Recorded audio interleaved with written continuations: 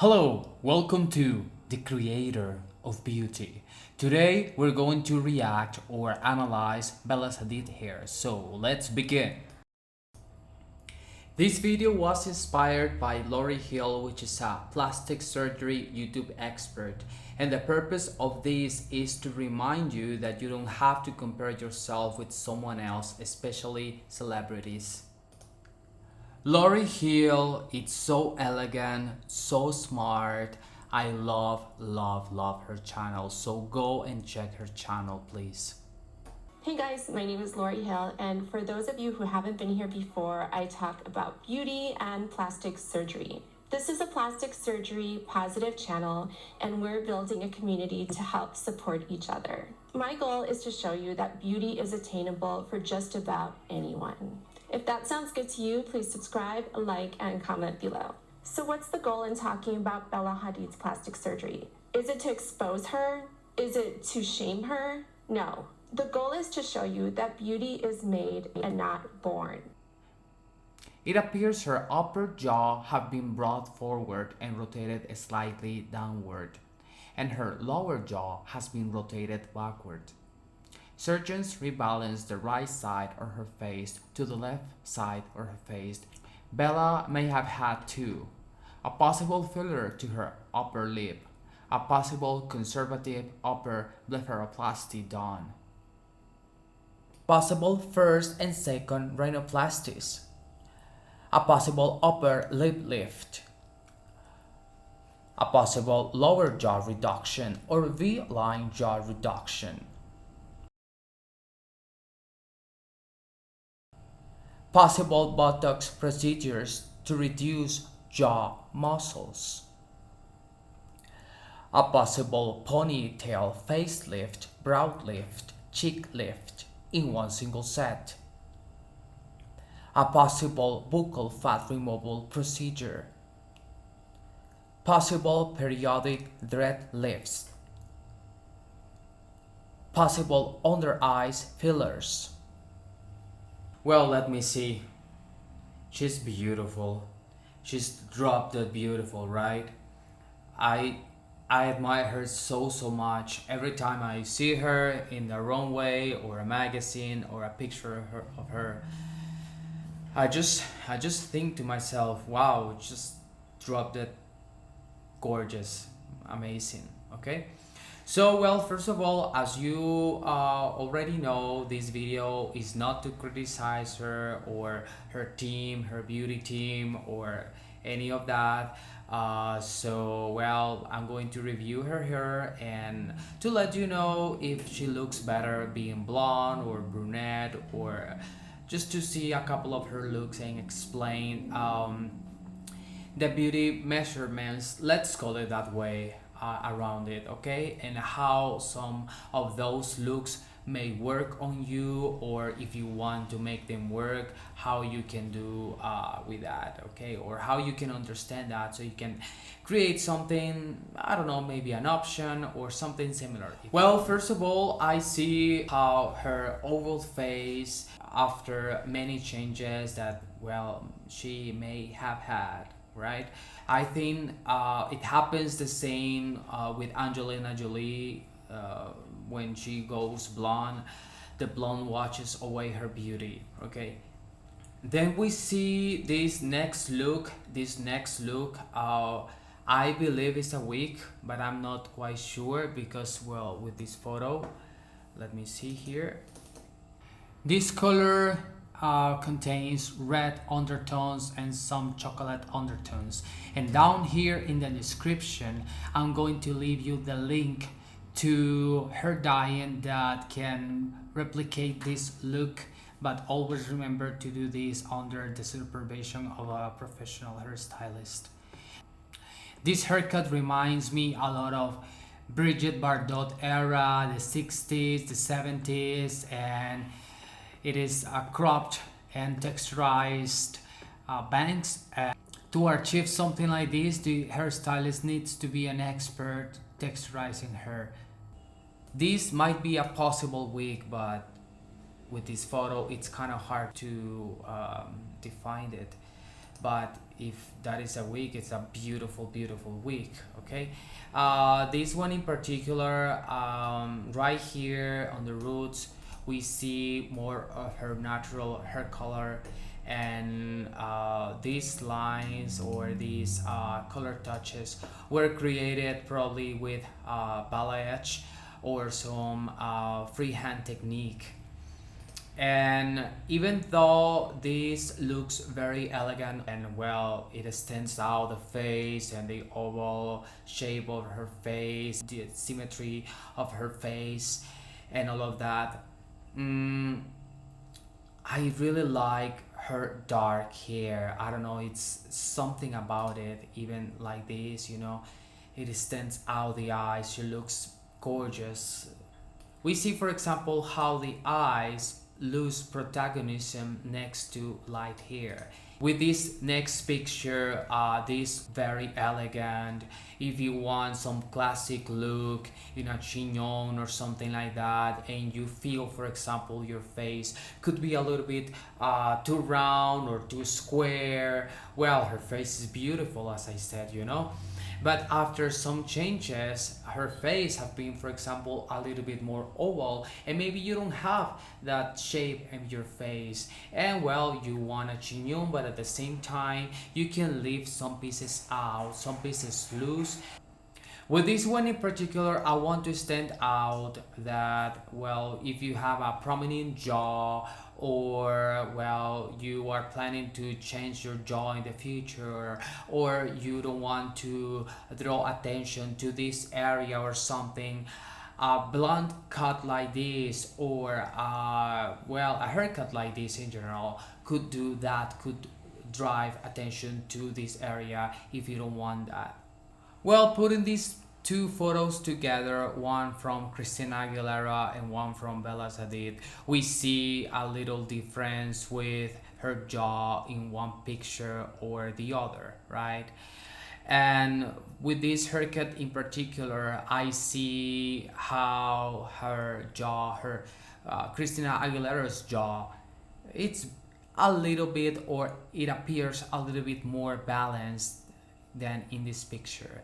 And well, people change, and that's totally fine. People can improve, and no toxic comparison between these two beautiful women. Okay, drop dead gorgeous, both of them. With this picture in particular, I notice how her face, the measurements, and everything is put together beautifully. She is such an amazing, beautiful woman. I see, for example, how the eyes stand out with this uh, unique shape. It's gorgeous, drop dead beautiful. It's just amazing. I notice on the roots, for example, it's a darker shade of brown. Probably it's number 4. In some areas could be probably around the face. Usually the hair around the face is a little bit lighter. So her roots are probably around 5, around 4. Some areas, yeah, around here could be a little bit lighter. On the roots, she has her natural hair color, and starting around here from 2 centimeters away or 1 inch away from the scalp. Some sections, some lighter sections. These are number 6 in some cases, or some with some other brands could be number 7. You can achieve this without bleaching your hair. If you have roots like this and your hairstylist applies with a really good technique, do not do it yourself, okay? Applies the color with some freehand technique, you can achieve a look like this. Well, just mixing a number 6 with 20 volumes, or number 7 with 20 volumes. If you don't manage this well, even though you can achieve this without bleaching your hair, well, you can have orange hair, and maybe you don't want that, okay? So let an expert know that. And well, If you want some brownish hair and well you are concerned this is going to turn orange in the future, some really cold undertone has to be in. Well, not super cold undertone because you don't want your hair green, but well, something in the middle, something in the middle if you don't want your hair to turn orange, or well, do it with an expert, okay? That's very important. Here I see something, well, this is probably a screenshot. It is a screenshot from her social media, probably her Instagram, I think. And yeah, it is Instagram. And I think hair extensions for sure, blue hair extensions. It looks really, really good with brown hair or dark hair. If you want to mix something like this with brown hair, it looks beautiful. You don't necessarily have to dye your hair black. Well, I usually do it. I usually dye my hair black and add some blue, and it looks stunning. And if you want blue like this, a fantasy color like this, sometimes if you put only the blue onto yellow hair, it could turn a little bit green. But a secret that I always apply when I do blue, either to a client or to myself, I add to the blue hair dyeing a little bit of violet, but just a little bit, okay? Well, depending of the ratio or the brand and everything, you have to experiment. Well, not with yourself, but you know, the expert have to know, you know, his or her brand. This look in particular, I think is for a runway. I think it's for Versace. And I notice here, for example, the roots are in her natural color, and the hair it looks a little bit orange, a little bit, you know, could be the light, could be the photo too. And if you want to avoid this, well, a beautiful trick is to apply some gel around the face or something like that, and totally it could give you some kind of I don't know, some corporate look. If you want to, if you don't have time or something like that to redo your hair or to re-dye your hair, and you feel could be a little bit messy, wet look like this always works. It works for the night, it works to I don't know, to get some dinner with some friends, or to stay at home or something like that. It always going to provide you some fresh look. And when you mix that with smoky eyes, it's amazing. It provides you an edgy look. One in particular, I noticed how her hair is darker than in some other pictures, for example here and here, but well, probably this is because of, well, the lights. And I think here it's daylight, but I noticed her beautiful natural hair color. It's amazing. It's color that you can do a lot with this. And her hair is, it's fine. It's not super thick. It looks like she has a lot of hair, but her hair is thin. It's really easy to work with. If your face is a little bit more square or more rounded or something, and you want to have some kind of semi ponytail or semi updo or something like that, you can always leave pieces around or something and create something in the back or something in one of the sides or something like that. It is always beautiful. I see how her face is made for beauty, for sure. And a classic look like this, straight hair, it always works when you want a classic look. But well, be careful of the flat iron. The flat iron degrades the proteins inside of your hair, and all the time, every single time you are going to flat iron your hair, prepare your hair before with a hydrating treatment and some sealing treatment that can isolate some of the damaging heat to the proteins, and you can always have a sleek look. And the more hydrated your hair is, the more well put together it would look. It won't look super frizzy, or it won't get super frizzy. And especially if you have coarse hair, or if you have thick hair and you want to flat iron it, and you feel your hair, well, it doesn't last long, probably it is lacking some deep hydration. Natural hair color, around the middles or something, could have some hair dyeing, but it's like super soft or something. But it's really hard to tell for, well, with one single picture. She definitely has some medium brown hair, but as I said, when she gets some lighter pieces, her stylists know how to balance that in one way or another. Her hairstylist understands really well that she looks way better with dark hair.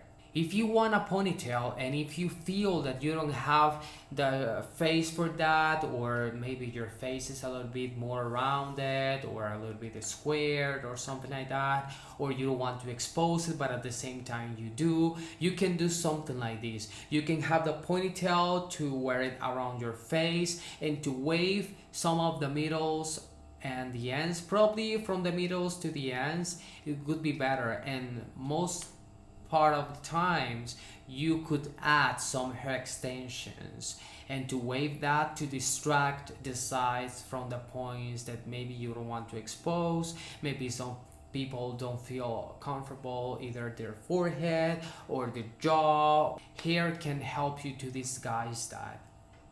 I'm really sure this is a wig for sure. I'm really sure this is a wig. But even though it looks natural, well, way better than some other wigs I have seen, right? Probably this is a very expensive wig for sure, you know. It looks beautiful. She looks way, well, she looks beautiful in most, just a beautiful woman. What can I say, you know? Beautiful haircut on her. I mean, well, the wig with that haircut, you know what I mean. A pixie cut like this is ideal for someone with proper balance in her features. If you have a rounded or squared face, it needs to be balanced with more volume either on the crown area or on the sides. But taking account your natural hair density, texture, and waving patterns before cutting all your hair off. If you have super thick or coarse hair, don't cut it. It could turn a mess. As I said before, maybe you don't want to draw attention to your jaw or something. Well, it's not that she looks bad. Beautiful woman, of course, you know. But some people, you know, just don't want attention there, and just don't choose haircuts like that if you don't want it, okay? This is a beautiful hair color on her. If you want something like this, you can go for a number 4 with some chocolate and some reddish undertones for sure. I'm going to leave you down here in the description the links to some products that can mimic looks like this, okay? This look is a wet look, and it was used a lot in the 90s and early 2000s. Straight and back in the ears like this provides you an elegant look. If you apply some gel, please be sure your hair doesn't curl with the gel, especially if it is water-based. If you don't want to use gel because you feel it could be super heavy for your look, you can achieve a similar look like this either with a shiny wax or a mousse or a shine serum. Down here in the description are going to leave you links for my favorite styling products.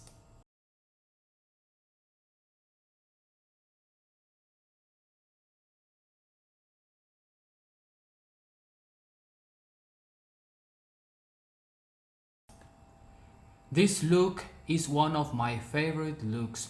It goes really well with many face shapes. If your face is rounded, or if you have an asymmetric jawline or a wide jaw or a square jaw or non-oval face, you can wear this look with a side part and soft waves in the other side. This will provide you a young, sexy look, and it's ideal for many occasions, either a brunch, a night event, a date, or running errands in town. This chignon could look aged or vintage for some people, but in here with the blunt cut in the sections back of the head provides an interesting look. It enhances the jawline, the eyes, and well, the neck, and well, pretty much the whole face. As I said here, this top part looks a little bit vintage or something, but at the same time, it really works. I don't know, it's so beautiful. It's just so elegant. And well, yeah, it's beautiful woman. Again, this could look a little bit prom. Some people could say that or something. But this could be like an old Hollywood style or something, or a classic Hollywood style, I could say. This look in particular is really clean, is really soft, is super classic, and it works better when you have an oval face or close to an oval face, okay? If you have round face or a square jaw that you don't want to stand out depending on how you feel about it, a look like this, probably it won't look, I don't know, maybe you won't like it. Try it out. And see how you feel about it. And if you decide about it, well, and you don't have an oval face, or even if you do or something and you don't believe it, maybe you can wear some jewelry around it, like we see here, to balance the whole look. For an oval face, the updos make look better, but even if you don't have it, as I said before, some loose pieces in one side or both sides of the face may work. Do not limit yourself just because you think you don't have beautiful features like her. Beauty is a process. I will have to divide this video in two parts. There are still so many more looks to cover and to talk about. Check out part 2 of this video and many more updates in the future of some other videos. Remember that in here you will find some of the best beauty and hair secrets and the best techniques, and you can support this channel on Patreon purchasing one of my merch items or subscribing and liking or sharing all of these videos made for you all. In the description you will get the direct links to different hair and beauty products. The best for me, the best that I have tried. Not sponsored though, only good products recommended by a professional hairstylist and beauty expert. If you want an exclusive 2 hours customized lesson with me, you can find me on Patreon too. Bye.